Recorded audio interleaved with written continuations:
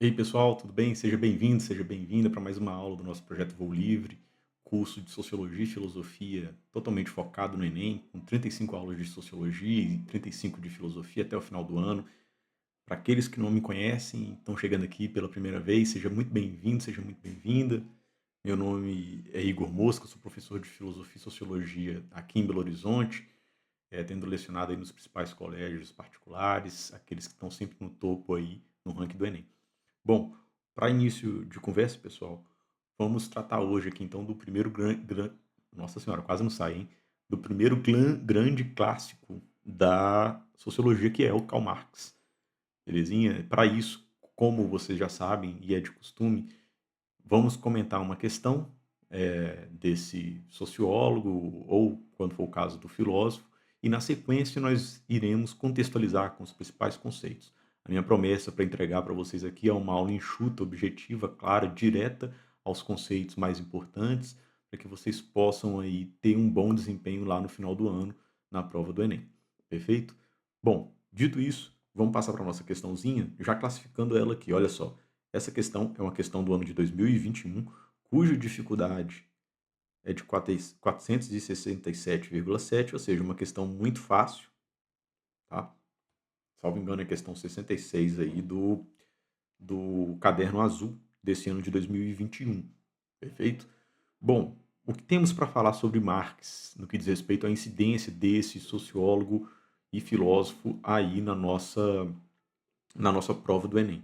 Até o momento, esse ano de 2026, janeiro de 2026 aqui, no momento que essa aula está sendo gravada, temos algumas poucas questões. Na filosofia temos uma questão diretamente ligada a Marx, e na sociologia podemos dizer que temos algumas outras 3 questõezinhas. Então, assim, não tem uma incidência tão grande, tá, pessoal? Apesar do tema em si, que nós trabalharemos nessa aula e em um outro momento em sociologia, ser um tema muito cobrado aí no Enem, que é a sociologia do trabalho, perfeito?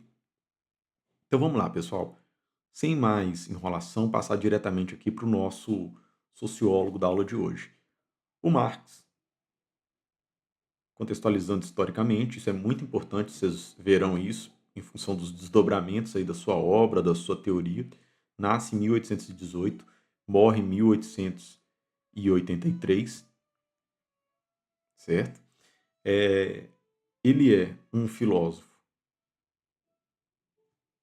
alemão. Na realidade, a região hoje corresponde à Alemanha, mas na época era a Prússia, uma cidade chamada Trier, e escreveu várias obras muito importantes para tentar entender o então sistema capitalista. Quais seriam então essas obras? Nós temos aqui algumas delas, como, por exemplo, aquela que talvez seja mais conhecida, o Manifesto Comunista.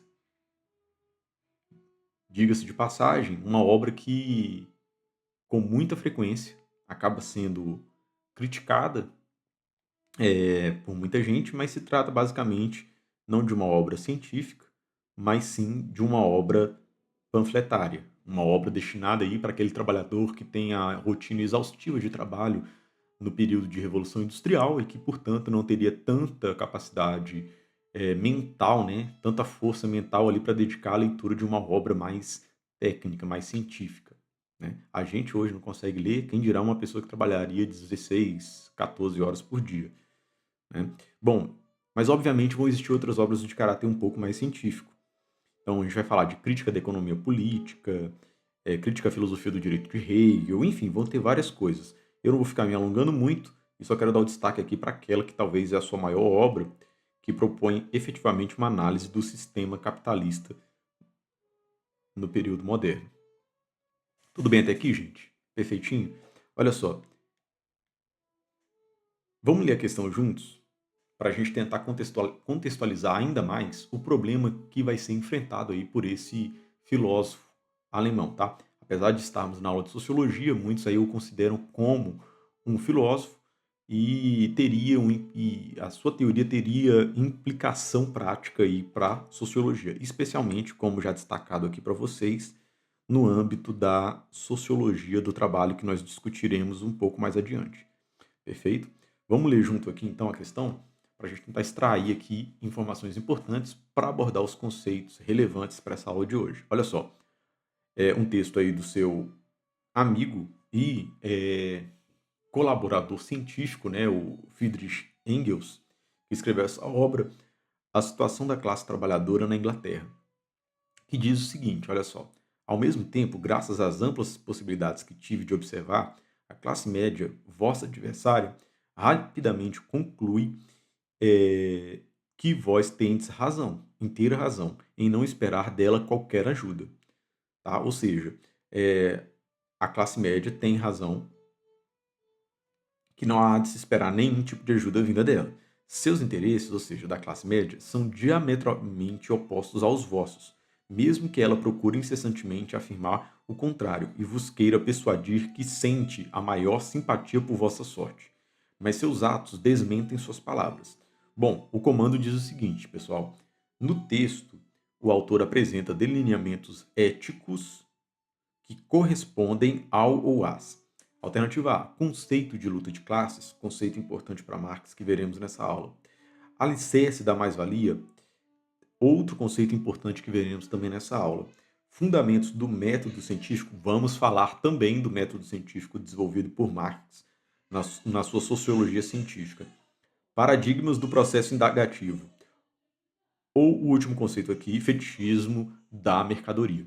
Bom, vamos analisar então, inicialmente, o primeiro ponto importante, que seria o problema que Marx tentará resolver nesse cenário aí, nesse contexto de século XIX, perfeito? Como eu havia dito para vocês, esse problema é de natureza social, política, mas, sobretudo, econômico, e que pode ser resumido numa frase, e eu vou fazer isso propositalmente para a gente tentar contextualizar aqui, uma frase retirada de uma carta enviada por Marx a seu amigo quando ele chega em Londres em 1850. O que diz essa carta e o que diz essa frase? Bom, o que estava escrito lá nessa frase era o seguinte: deve existir algo de muito errado ou muito podre em um sistema econômico que aumenta a sua riqueza sem, por outro lado, reduzir a sua miséria,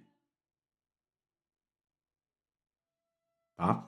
Então, tem que existir, deve existir algo de muito podre em um sistema que vai aumentar a sua riqueza sem reduzir aí a sua miséria. Beleza, pessoal? Esse é o problema enfrentado por Marx. E a esse problema nós daremos o nome de desigualdade. Desigualdade que já existe nesse contexto de Revolução Industrial. Perfeito? Então, esse é o problema que Marx vai tentar enfrentar. Por que ela existe? Por que ela se mantém? É um esforço, portanto, intelectual de tentar compreender a desigualdade nas suas mais variadas formas e, mais do que isso, tentar demonstrar por que ela ainda se mantém nessa sociedade capitalista insurgente. Perfeito? Bom, pessoal, muito importante, então, falarmos aqui do método científico que Marx vai adotar para tentar compreender, diferentemente do que a grande maioria acredita no que diz respeito a ciências humanas ou, de modo geral, aí, a área de humanidades, existe, na verdade, um método para se fazer investigação, um método científico. Eu não vou entrar em muitos detalhes aqui, nós nos alongaríamos excessivamente e desnecessariamente, mas Marx vai tentar, na realidade, ele vai confrontar aquilo que já existia no seu contexto cultural, que é o idealismo hegeliano, que vocês verão na aula de filosofia no momento oportuno. E assim, então, ele vai desenvolver aquilo que ele chama de materialismo histórico. O materialismo histórico é um método científico que procede à análise da realidade por meio das, muito importante indicarmos isso aqui, procede uma análise da realidade por meio das condições materiais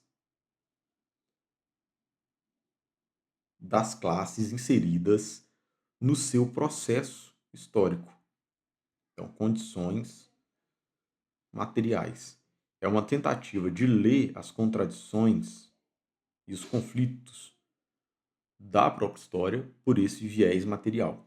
Daí, então, temos o materialismo histórico e a gente pode inserir aqui também dialético.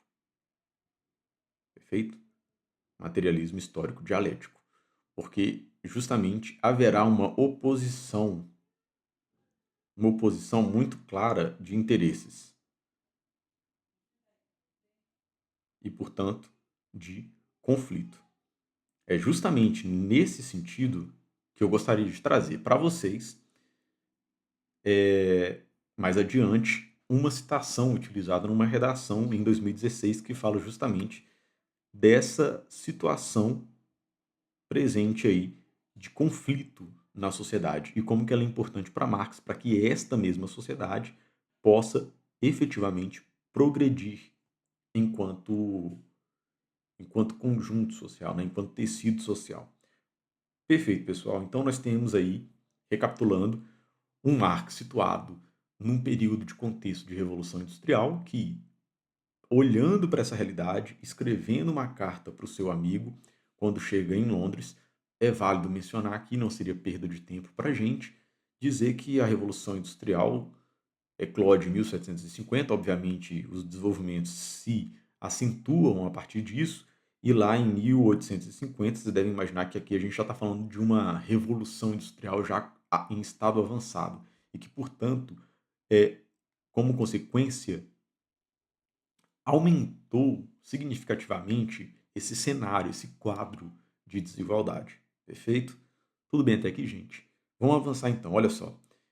O que nós temos, portanto, é que, a partir desse problema, uma vez instaurado esse método, Marx vai tentar, através de um conjunto, de um corpo de conceitos, descrever a realidade que o cerca.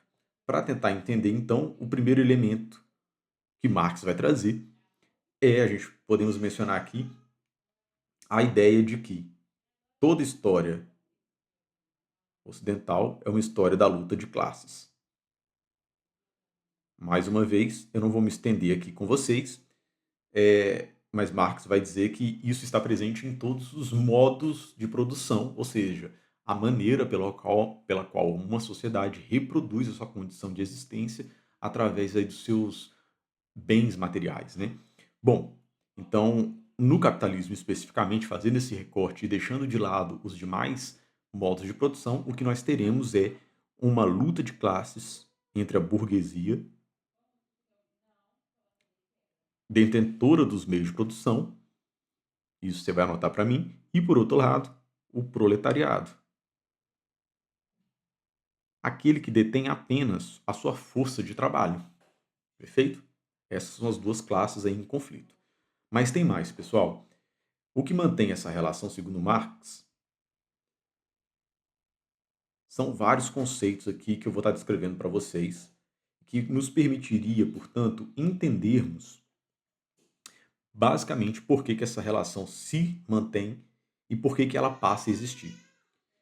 Através dos conceitos de mais-valia, alienação e ideologia. Perfeito? Olha só, gente. O que nós temos aqui, portanto, é o seguinte: a burguesia precisa dessa força de trabalho para gerar e para produzir o bem que será vendido.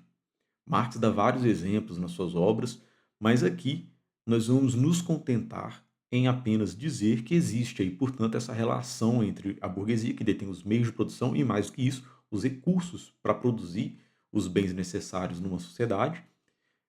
É importante dizer e destacar aqui, e isso é Marx, tá, gente? Não sou eu dizendo. O que a burguesia, na verdade, faz é uma expropriação. Isso tem que ficar muito claro para vocês. Ela não fez isso do noite para o dia, de uma forma fantasmagórica, mágica. Pelo contrário, é uma expropriação, ou seja, roubo. Isso fica muito claro numa obra que Marx escreve chamada Os Despossuídos, um relato sobre o roubo de madeira em uma região, salvo engano, da Alemanha mesmo. Então, o que vai acontecer é que a burguesia ela não é detentora legítima como se fosse um direito natural desses meios de produção. Pelo contrário, para Marx, é um roubo feito por eles. Tá? Isso tem que ficar muito claro aqui para vocês. Bom, dessa maneira, o que resta como pergunta é: por que essa situação se mantém? Bom, vamos lá. O capitalismo, como definido por Marx e mesmo pelos seus opositores, como o Smith, anterior a ele, e o próprio Ricardo, a quem Marx vai criticar, né? É que o sistema capitalista é um sistema de acumulação primitiva de capital com a finalidade de gerar lucro. A grande questão é de onde vem esse lucro? Está aqui, ó, da mais-valia. A mais-valia é, portanto, o total de horas trabalhadas pelo proletariado não pagas, não pagas pelo burguês, pelo dono dos meios de produção. Perfeito? Ou seja, safadeza. Está ali roubando, basicamente, ou, vamos dizer de outra maneira, uma linguagem mais técnica, está transformando em lucro.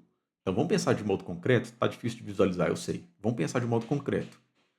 Se uma pessoa precisa trabalhar 6 horas por dia para produzir determinada riqueza na forma de um produto X, e ela trabalha, além disso, 8 horas, as 2 horas excedentes, o que Marx chama de sobretrabalho, serão destinadas não ao bolso de quem a produziu, ou seja, do, proletariado. Pelo contrário, será destinada ao bolso daquele que detém os meios de produção, o burguês.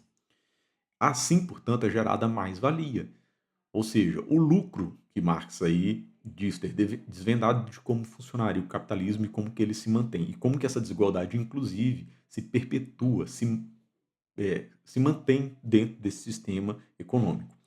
Muito bem. Só que aí você pode virar para mim e falar assim, professor, mas tá, por que que então o proletariado não larga essa situação? A resposta está aqui. O proletariado, ele se torna estranho. Essa é a origem da palavra alienação. Vem de alien, do latim, né? Alien é aquele estranho. Então, é um estranhamento. É um estranhamento. O trabalhador se torna estranho a si mesmo,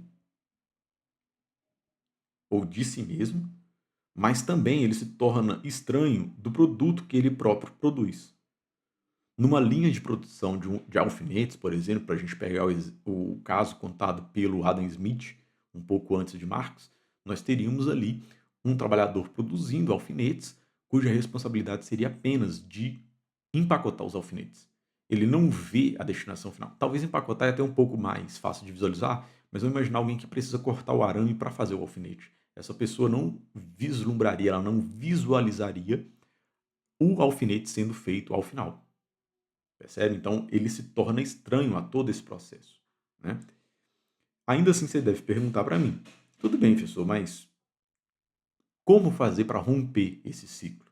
Pessoal, o que vai acontecer na realidade é que Marx está dizendo para a gente que isso é muito difícil. Por isso, e é daí que vem aquilo que é tão falado aí pelas redes sociais, que a gente chama de consciência de classe. O que vai acontecer, portanto, é que a classe dominante, ou seja, a burguesia, fará uma inversão dos valores ou ideias dentro de determinada sociedade.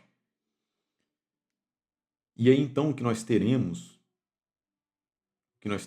portanto, é o proletariado, ao invés de defender os próprios interesses e lutar para ter uma qualidade ou uma dignidade de existência, esse mesmo proletariado estará reafirmando as ideias presentes aí dentro dessa classe dominante que é a burguesia. Pessoal, aqui de uma forma muito simples e muito direta, tá? É, perfeito, gente. Queria trazer aqui para vocês como que isso pode ser utilizado em redação, tá? Olha só, acompanha comigo. Em 2016, o que nós tivemos foi o seguinte tema de redação: caminhos para combater a intolerância religiosa no Brasil, tá? E aí uma candidata veio e deu o título do texto dela como A Locomotiva. Achei um título genial. A Locomotiva de Marx. Lembrando, tá, gente? Eu não sou professor de redação aqui, não sou formado em letras, mas só fiz um recorte porque menciona aqui um sociólogo e às vezes pode te dar alguma iluminação, alguma ideia. Vale um outro parênteses aqui, para aqueles que tiverem interesse, eu tenho lá um curso disponível de repertório sociocultural de redação de filosofia e sociologia que acontecerá durante este ano inteiro, em 8 encontros, onde nós passaremos aí pelos principais filósofos e sociólogos, incluindo aqui o próprio Marx, tá? Bom, isso que vocês estão vendo aqui é o último período aí, né, da conclusão dessa candidata, onde ela diz o seguinte, ó: apenas sob tal perspectiva poder-se-á respeitar a liberdade e combater a intolerância de crença no Brasil, pois, como proferido por Marx, as inquietudes são a locomotiva da nação, perdão. Na realidade, o que Marx fala, a frase mesmo de Marx, não é as inquietudes. Aqui talvez ela tenha dado uma suavizada na ideia do Marx para inserir essa ideia aí dentro da redação, tá? Mas aí foi uma reinterpretação sem maiores problemas. Gostei muito da minha setinha não, tá, gente? Vou fazer uma seta mais easy aqui, ó. Então o que acontece? Aqui na realidade Marx fala em revolução. A revolução é a locomotiva da nação. Essa frase na realidade está muito próxima do que a gente viu no início, né? O que vai acontecer é que o conflito presente dentro do materialismo histórico dialético, segundo Marx, método para ler a realidade, conduz aí a revoluções, né? Em determinado momento, nós estaríamos em uma situação insustentável e, portanto, inviável para a manutenção daquele próprio regime, no caso aqui específico, o capitalista. Pois bem, tá aí uma boa menção a Marx e uma boa utilização numa redação de nota 1000, tá, gente? Isso aqui foi uma redação de nota 1000, para aqueles que desejarem acessar, tá lá no G1 essa notícia aí, enfim, essas redações elas são públicas, né, e de fácil acesso por todos vocês. Vamos voltar na nossa questãozinha, que só foi para fazer um parênteses também e mostrar o como é importante a sociologia e a filosofia dentro desse contexto. Para encerrarmos a nossa aula e resolvermos a nossa questão, depois de termos resolvido esses principais conceitos aí, dado um panorama geral, nós temos o seguinte, gente, olha só. Vamos passar por cada um dos itens. Alternativa A seria o conceito da luta de classes? Gente, é justamente isso, né? O texto está dizendo que os interesses são diametralmente opostos. Interesse de quem? Da burguesia de um lado e do proletariado do outro lado, tá? Alternativa B, alicerce da ideia de mais-valia. Gente, tudo bem, a mais-valia é o total de horas trabalhadas não pagas pelo burguês ao proletariado. É, Aqui, o Engels não está descrevendo a mais-valia, né? Portanto, se trata de uma alternativa errada. A descrição que ele está fazendo é a descrição das classes presentes no sistema capitalista. Bom, fundamentos do método científico. Bom, de novo, não é um fundamento do materialismo histórico dialético para Marx. O que está sendo descrito aqui é o fenômeno social. Ou seja, não é algo anterior que fundamenta o método, mas algo que vai servir, é até bom colocar essa expressão, como objeto de estudo. Tá? Tem uma diferença muito grande entre as duas coisas. Paradigmas do processo indagativo. Aqui, na realidade, não se trata disso, não é um paradigma, ou seja, uma lei consolidada sobre como indagar a realidade. E por fim, fetichismo da mercadoria. De novo, esse conceito nós deixaremos para analisar lá em filosofia, mas também não se trata dele. Perfeito, gente? Aos que ficaram até aqui, agradeço muito a participação de vocês. Indiquem o canal, se inscrevam por gentileza, é muito importante para manter esse canal, para manter esse trabalho sendo feito por aqui. Eh, Recomendem a quantas pessoas precisarem de um conteúdo de qualidade, com professor formado em filosofia, com aulas em sociologia, para que a gente possa efetivamente aí fortalecer essas duas disciplinas e fazer delas o diferencial da sua nota em ciências humanas. Perfeito? Até o próximo encontro. Espero que tenham aproveitado. Qualquer dúvida ou sugestão, deixem por gentileza nos comentários. Um forte abraço e até a próxima.